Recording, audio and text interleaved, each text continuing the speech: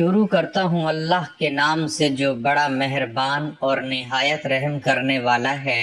بسم اللہ الرحمن الرحیم۔ محمد صلی اللہ علیہ وآلہ وسلم کی دو پسندیدہ صورتیں جو بندہ پڑھتا ہے اللہ اس پر محتاجی، ذلت اور رسوائی کے دروازے بند کر دیتا ہے۔ محترم ناظرین، حضور صلی اللہ علیہ وآلہ وسلم کی دو پسندیدہ صورتیں جو بندہ بھی پڑھے گا اللہ تعالیٰ اس پر محتاجی، ذلت اور رسوائی کے دروازے بند کر دیتا ہے اور اس کی لاکھوں حاجات پوری ہوں گی انشاءاللہ۔ حضور نبی کریم صلی اللہ علیہ وسلم کو یہ صورتیں بہت زیادہ پیاری لگتی تھی۔ یہ صورتیں آپ کی زبان مبارک پر اکثر جاری رہتی تھی۔ یہ قرآن کی وہ پیاری صورتیں ہیں جو ہیں تو چھوٹی سی لیکن ان کو پڑھنے کی فضیلتیں بہت زیادہ ہیں، یعنی یہ وہ صورتیں ہیں جن کو پڑھنے سے بہت زیادہ اجر و ثواب ملتا ہے۔ ان صورتوں کو جو بندہ پڑھتا ہے اس بندے کو اللہ تعالیٰ ڈھیر سارا رزق دیتا ہے، دونوں جہاں میں عزت دیتا ہے، دونوں جہاں میں اس بندے کو مقبول کر دیتا ہے،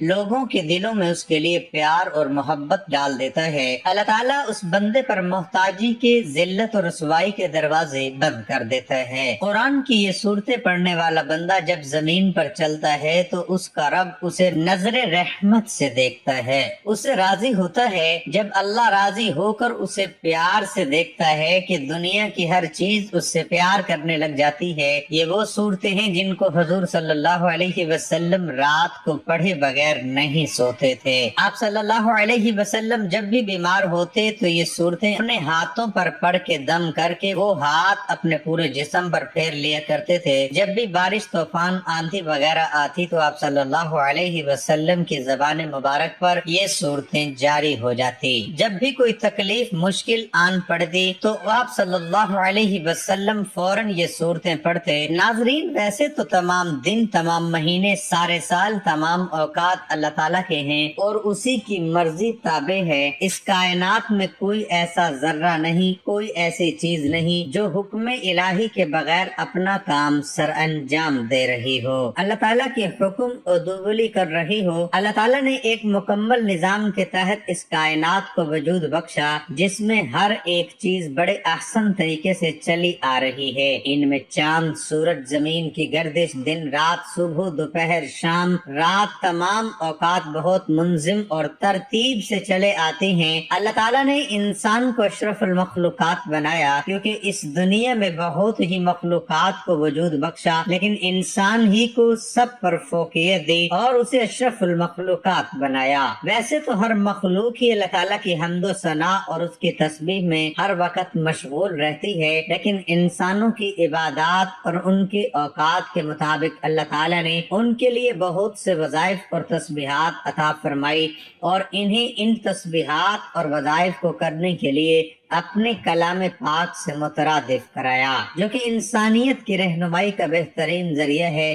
اسی طرح ہمارا آج کا وظیفہ بھی اللہ تعالیٰ کے کلام پاک سے بہت ہی پیاری صورتوں کا وظیفہ ہے جو انتہائی آسان ذکر ہے، جسے نہ صرف بڑے بلکہ چھوٹے بچے بھی کر سکتے ہیں۔ ایسی خیر و برکت والی یہ صورتیں ہیں کہ اس کو پڑھنے سے ہر پریشانی، ہر مصیبت، دکھ، درد، تکلیف دور ہو جاتی ہے اور انسان کی ہر حاجت اللہ کے فضل و کرم سے پوری ہو جاتی ہے۔ ناظرین، اس کا ذکر قرآن پاک میں ہے اور بے شمار احادیث میں بھی اس صورت اور تسبیح کا ذکر موجود ہے۔ کسی بھی وقت اس صورت کو پڑھ سکتے ہیں، یعنی اس کے لیے کوئی خاص وقت مقرر نہیں۔ ناظرین اکرام، اشفاق احمد ایک بہت بڑے ادیب اور مفکر گزرے ہیں۔ وہ کہتے ہیں کہ کبھی بھی کسی انسان کی طرف سے اپنی ناقدری پر اداس نہ ہوا کرو، کیونکہ قدر و قیمت کا تعین ہمیشہ وقت کرتا ہے اور درجات اوپر متعین ہوتے ہیں۔ اگر انسانی رویوں میں الجھو گے تو زندگی بھر الجھ کر رہ جاؤ گے۔ بس ہمیشہ عیب اور غیب جاننے والے کے ساتھ اپنے معاملات سلجھائے رکھو، ساری الجھنیں اور مسائل خود بخود دور ہو جائیں گے۔ ناظرین، ہمیں ہمیشہ اللہ رب العزت پر توکل رکھنا چاہیے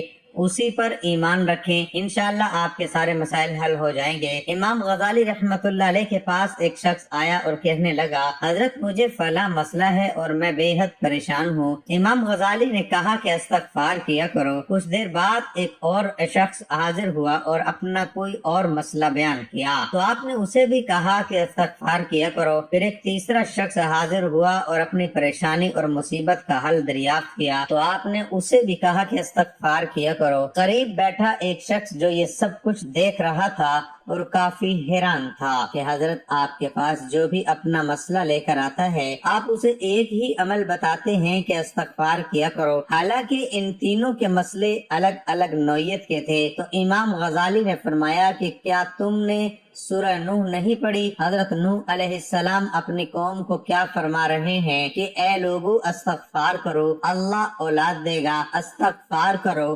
اللہ مال دے گا، اللہ تبارک و تعالی رزق دے گا، اللہ کھیت اور باغات دے گا، بارش برسائے گا، لہذا ہر مسئلے کا حل تو استغفار ہے۔ اس لیے میں نے سب کو استغفار کرنے کا مشورہ دیا ہے۔ اللہ والو، استغفار کرنا دراصل اللہ رب العزت کے ساتھ اپنے معاملات کو درست کرنا ہے، اور پھر جب اللہ کے بندے کے ساتھ معاملہ درست ہو جائے تو ہر مسئلہ خود بخود حل ہونے لگتا ہے۔ ناظرین، لوگ آپ کو دکھ دیں گے اور جان لو کہ ہمارے نبی صلی اللہ علیہ وسلم سے زیادہ دکھ کس کو دیا گیا ہے؟ جب لوگ نبی کو دکھ دے سکتے ہیں، یعنی کہ ایک بہترین اخلاق کے حامل اور سچے ترین صادق اور امین کو دکھ دیا جا سکتا ہے تو پھر ہماری کیا حیثیت ہے؟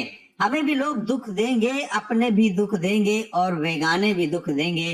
ہو سکتا ہے کہ کام پر موجود دوسرے ساتھی ہی آپ کو دکھ دے رہے ہوں، لیکن ہمیشہ یاد رکھیں کہ دکھ تو نبیوں کی میراث ہے، اور اگر دکھ اور غم اچھے نہ ہوتے تو کبھی نبیوں اور پیغمبروں پر دکھ نہ آتے۔ ہر نبی غم سے گزرا ہے اور ہر نبی دکھوں سے گزرا ہے، ہر نبی مشکلات سے گزرا ہے، اور ان سے گھبرانا بالکل بھی نہیں چاہیے، بلکہ یہ تو انسان کے درجات کی بلندی کا سبب بنتے ہیں۔ ناظرین، روزمرہ زندگی میں ہم سے بہت سے گناہ سرزد ہو جاتے ہیں، اور پھر یہ اللہ سبحانہ و تعالیٰ کا ہم پر کرم ہے اور فضل ہے کہ وہ دکھوں اور غموں کی صورت ان کا کفارہ یہیں پر ادا کروا لیتا ہے۔ انسان پر اللہ تعالیٰ مختلف طریقوں سے اپنی رحمت اور اپنا فضل فرماتا ہے، اور ان میں دکھ اور تکلیف بھی شامل ہیں، لیکن پھر فائدہ یہ ہوتا ہے کہ قیامت والے دن انسان بالکل پاک اور صاف ہو کر اپنے اللہ کے حضور پیش ہوتا ہے۔ حدیث مبارکہ کے الفاظ ہیں کہ قیامت والے دن کچھ لوگ بالکل صاف شفاف ہو کر آئیں گے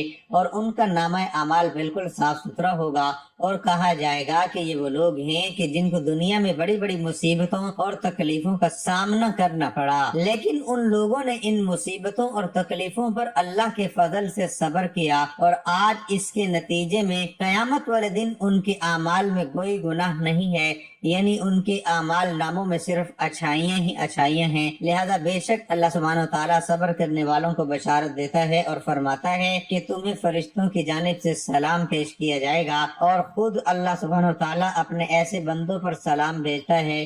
اور جان لیجئے کہ قرآن میں صبر کا لفظ تقریباً 100 بار آیا ہے، اور جنتیوں کی سب سے بڑی خوبی بھی یہی صبر ہی بتائی گئی ہے کہ وہ صبر کیا کرتے تھے، یعنی غم پہ صبر، برے رویوں پر صبر، اور صبر کا مطلب یہ ہے کہ وہ برداشت کر لیا کرتے تھے، لڑائی نہیں کرتے تھے اور اپنے غصے کو پی جاتے تھے، اور یہی لوگ اللہ تبارک و تعالیٰ کو بے حد پسند ہے۔ حضرت یوسف علیہ السلام کی جدائی میں حضرت یعقوب علیہ السلام 40 برس تک روتے رہے، لیکن کبھی انہوں نے صبر کا دامن نہیں چھوڑا اور نہ ہی کبھی اللہ تعالیٰ سے شکوہ کیا۔ حضرت یوسف علیہ السلام کے غم میں روتے ہوئے یہاں تک کہ آپ علیہ السلام کی آنکھ کی سیاہی کا رنگ جاتا رہا اور بینائی کمزور ہو گئی۔ حضرت حسین رضی اللہ تعالی عنہ فرماتے ہیں کہ حضرت یوسف علیہ السلام کی جدائی میں حضرت یعقوب علیہ السلام 40 برس روتے رہے۔ یاد رہے کہ غریبوں عزیزوں کے غم میں رونا اگر تکلیف اور آزمائش سے نہ ہو اور اس کے ساتھ اللہ تعالیٰ کی بارگاہ میں شکایت و بے صبری کا مظاہرہ نہ ہو تو یہ رحمت ہے۔ ان غم کے دنوں میں حضرت یعقوب علیہ السلام کی زبان مبارک پر کبھی کوئی بے صبری کا کلمہ نہ آیا تھا۔ اللہ تعالیٰ کو حضرت یعقوب علیہ السلام کا صبر اتنا پسند آیا کہ انہوں نے 40 برس بعد حضرت یعقوب علیہ السلام کو حضرت یوسف علیہ السلام سے ملوا دیا۔ بے شک اللہ تعالیٰ صبر کرنے والوں کو پسند کرتا ہے اور کبھی بھی ان کا صبر رائے گاں نہیں جاتا۔ ناظرین، آج ہم گناہوں کے سمندر میں غرق ہیں، قدم قدم پر رب کریم کی نافرمانی کر رہے ہیں۔ ہماری صحبتیں، ہماری شامیں، ہماری راتیں رب کریم کی نافرمانی میں گزر رہی ہیں۔ نفس و شیطان کے چنگل میں پھنس کر ہم اپنے رحیم اور مہربان پروردگار کی بغاوت کے مرتکب ہو رہے ہیں۔ دنیا کی محبت نے ہمیں آخرت سے غافل کر رکھا ہے، یعنی اس فانی، عارضی اور ختم ہونے والی زندگی کو ہم نے اپنا سب کچھ بنایا ہوا ہے۔ خوف خدا، فکر آخرت اور بارگاہ الہی میں حاضری کا احساس معدوم ہوتا جا رہا ہے۔ نتیجہ ہمارے سامنے ہے۔ کثرت جنوب نے ہم پر آفات و بلیات اور مصائب و آلام کے وہ پہاڑ توڑے ہیں کہ الامان الحفیظ۔ حالانکہ کتاب و سنت ہمیں اس بات سے آگاہ کرتے ہیں کہ کوئی فرد بشر معصوم نہیں ہے۔ ہر انسان سے خطا اور غلطی کا صدور ہو سکتا ہے، لیکن بہترین خطا کار وہ ہے جو اپنے کیے پر نادم اور شرمسار ہو، جسے اس حقیقت کا احساس ہو کہ میرا باطن محفوظ کر لیا گیا ہے اور میرا رب مجھ سے اس بارے میں یقیناً پوچھے گا۔ یہی وجہ ہے کہ صحابہ نے ایمان کو بار بار گناہوں کی تریاق کی طرف متوجہ کیا گیا ہے۔ قرآن کریم کی 10ویں آیات مبارکہ توبہ و استغفار کی اہمیت بیان کرتی ہے۔ سینکڑوں احادیث مبارک میں انابت اور رجوع الہی پر روشنی ڈالی گئی ہے۔ کہیں ایسا نہ ہو کہ بندہ گناہ کا ارتکاب کرنے کے بعد مایوس ہو جائے، بلکہ کتاب مبین میں خطا کاروں کے واسطے صاف صاف اعلان کر دیا گیا ہے کہ اللہ کی رحمت سے نہ امید نہ ہو۔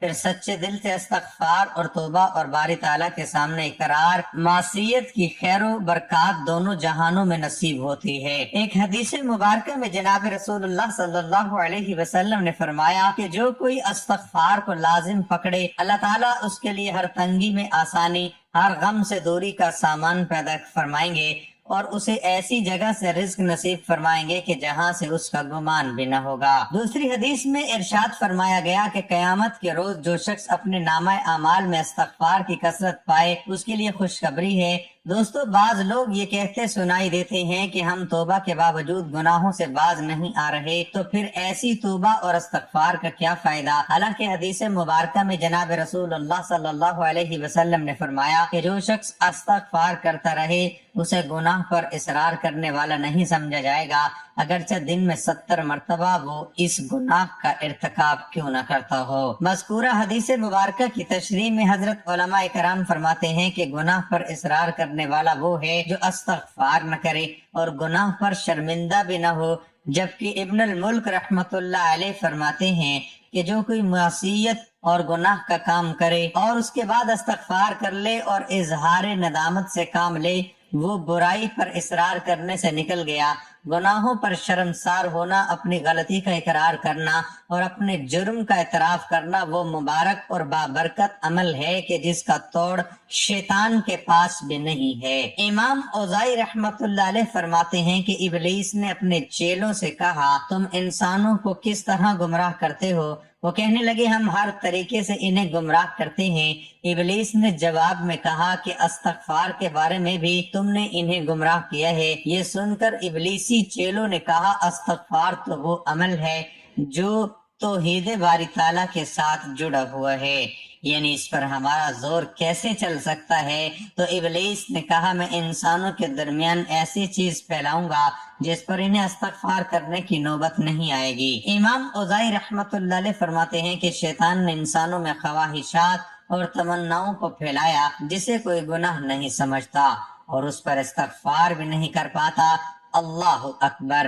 ناظرین، استغفار کے بے شمار فوائد ہیں۔ استغفار گناہوں کی بخشش کا ذریعہ ہے۔ ارشاد باری تعالیٰ ہے کہ جو شخص کوئی برائی کرے یا اپنی جان پر ظلم کرے پھر اللہ سے استغفار کرے تو وہ اللہ کو بخشنے والا اور مہربان کرنے والا پائے گا۔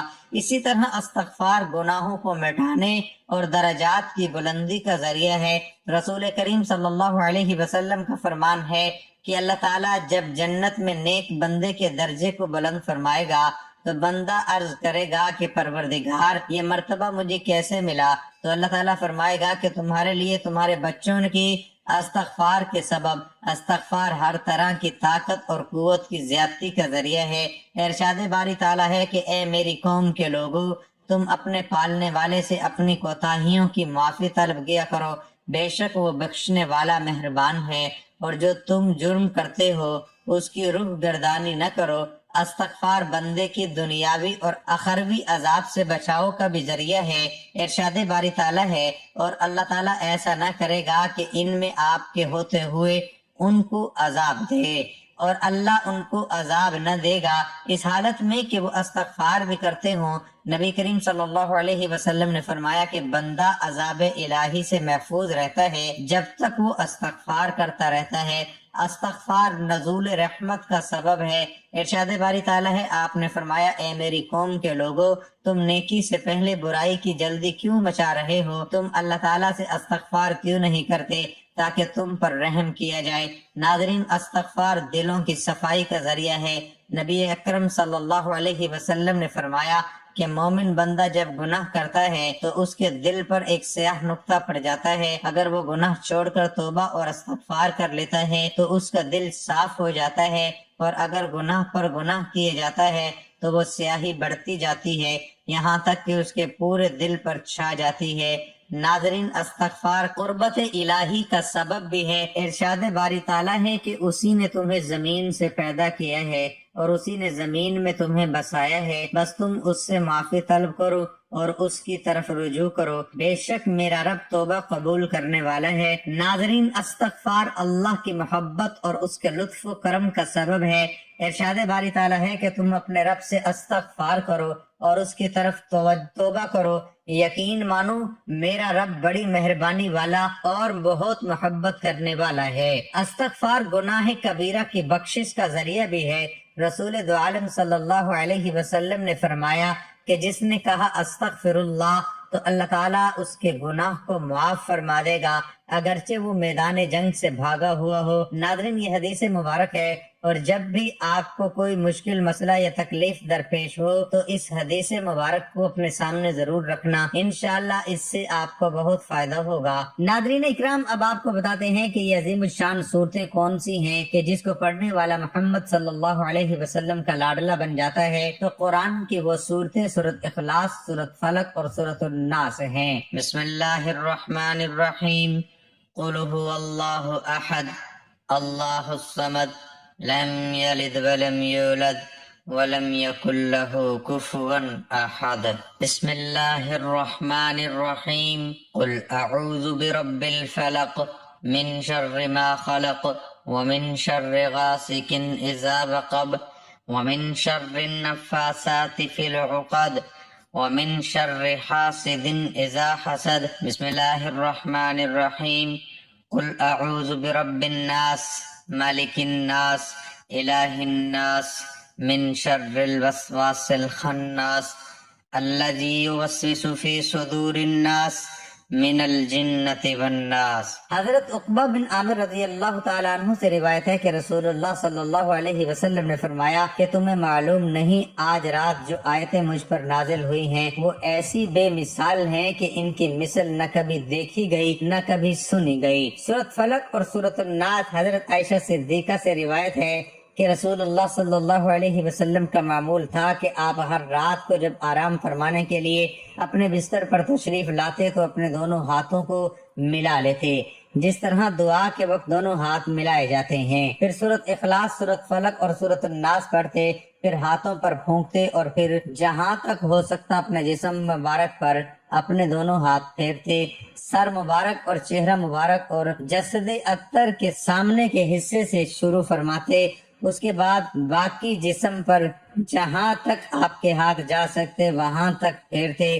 یہ آپ 3 دفعہ کرتے۔ ایک اور حدیث میں آتا ہے، حضرت سیدنا عقبہ بن عامر رضی اللہ تعالیٰ عنہ فرماتے ہیں کہ رسول کریم صلی اللہ علیہ وسلم نے ارشاد فرمایا، اے عقبہ بن عامر، کیا میں تمہیں ایسی صورتیں نہ سکھاؤں جو نہ تورات میں ہیں نہ زبور میں اور نہ انجیل میں ان جیسی صورتیں نازل ہوئی؟ تم ہر رات ان تینوں یعنی سورۃ اخلاص، سورۃ فلق اور سورۃ الناس کو پڑھ لیا کرو، تو ناظرین آپ بھی رات کو سونے سے پہلے ان صورتوں کو ضرور پڑھ لیا کریں۔ صورتیں چھوٹی چھوٹی ہیں لیکن ان صورتوں کی فضیلت بہت زیادہ ہے۔ آپ ان صورتوں کو پڑھنے کا معمول بنا لیں، انشاءاللہ آپ کی زندگی سے چھوٹی بڑی تمام پریشانیاں دور ہو جائیں گی۔ اس کے بعد آپ نے ایک تسبیح استغفر اللہ کی پڑھنی ہے، استغفر اللہ یعنی اللہ مجھ گناہ گار کو بخش دے۔ ناظرین یہ جملہ اللہ تبارک و تعالیٰ کو بے حد پسند ہے۔ جب کوئی بندہ انکساری سے یہ اعتراف کرتا ہے اپنے گناہوں کا اور اللہ تعالیٰ سے بخشش طلب کرتا ہے تو اللہ تبارک و تعالیٰ بے حد خوش ہوتے ہیں۔ اللہ تعالیٰ ایسے شخص کے لیے اپنی رحمت کے دروازے کھول دیتے ہیں اور پھر اس کو اتنا عطا فرماتے ہیں کہ جو اس کے وہم و گمان سے بڑھ کر ہوتا ہے۔ ناظرین اکرام، جیسا کہ بتایا گیا کہ یہ صورتیں اور استغفار کی تسبیح محمد صلی اللہ علیہ وسلم کی لاڈلی تسبیح ہے اور اس کو کرنے والا اللہ اور رسول کا لاڈلا بن جاتا ہے۔ تو جو انسان جتنا زیادہ اللہ اور رسول اللہ کا لاڈلا بننا چاہتا ہے تو اسے چاہیے کہ وہ اتنا ہی زیادہ استغفار اللہ کا ذکر کرتا رہے۔ ہر انسان کو چاہیے کہ پورے دن میں کم از کم 1000 مرتبہ استغفر اللہ پڑھ لیں اور اللہ تبارک و تعالیٰ کے لاڈلے بندوں میں شامل ہو جائیں۔ لیکن اگر کوئی انسان دن میں 1000 مرتبہ نہیں پڑھ سکتا، کم سے کم 100 مرتبہ تو لازمی پڑھا کرے تاکہ جانے انجانے میں بھی گناہ انسان سے سرزد ہو جائیں تو اس کی معافی مل جائے۔ اور جان لیجئے کہ یہ نبی کریم صلی اللہ علیہ وسلم کی حدیث ہے کہ آپ روزانہ 100 مرتبہ استغفار کیا کرتے تھے۔ اللہ تبارک و تعالیٰ اس تسبیح اور صورتوں کی برکت سے انسان کے تمام گناہ اور خطائیں معاف فرما دیتا ہے۔ اللہ والوں، وظیفہ شروع کرنے سے پہلے آپ نے حضور پاک صلی اللہ علیہ وسلم کی ذات اقدس پر 3 بار درود پاک کا نذرانہ پیش کرنا ہے اور درود پاک پڑھنے کے بعد آپ نے یہ صورتیں پڑھنی ہے۔ ایک تسبیح استغفر اللہ استغفر اللہ استغفر اللہ کی پڑھنی ہے، اس کے بعد 3 بار وہی درود پاک پڑھنا ہے جو شروع میں پڑھا تھا۔ ناظرین اکرام، اللہ سے محبت کرنا ایمان کا تقاضا ہے اور اس وقت تک توحید مکمل نہیں ہو سکتا جب تک بندہ اپنے رب سے مکمل محبت نہ کرے، اور نہ تو محبت کی اس سے زیادہ واضح تحریر کی جا سکتی ہے اور نہ ہی اس سے بہتر تعریف ہو سکتی ہے۔ اور اللہ کے سوا کوئی بھی ایسی ذات نہیں جس سے مکمل طور پر محبت کی جائے۔ اللہ کی شان جیسی کوئی شان نہیں ہے، کیونکہ وہ اللہ ہے، معبود برحق ہے، ولی ہے، مولا ہے، رب ہے، تدبیر کرنے والا ہے۔ تو سوچئے کہ اس سے محبت کا لطف کیسا ہوگا۔ اللہ تبارک تعالیٰ سے دعا ہے کہ نیکی کی بات کو سننے سمجھنے اور اس پر عمل کرنے کی طاقت اور توفیق ہم سب کو عطا فرمائے۔ میرا سنانا اور آپ کا سننا اپنی بارگاہ میں قبول و منظور فرمائے، آمین یا رب العالمین۔ ناظرین، آپ سے گزارش ہے کہ اللہ تعالیٰ کے 99 ناموں میں سے اللہ پاک کے 2 صفاتی نام یا رحمان یا رحیم کمنٹ باکس میں ضرور لکھ لیجئے۔ اللہ ہم سب کا حامی و ناصر ہو، آمین، جزاک اللہ۔ اللہ ہم سب کا حامی و ناصر ہو، آمین، جزاک اللہ۔